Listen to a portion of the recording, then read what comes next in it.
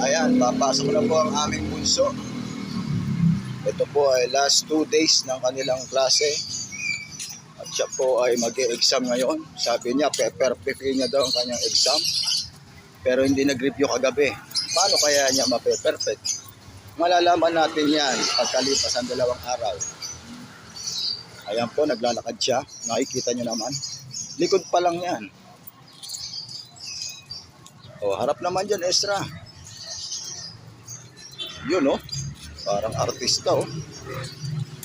Tira.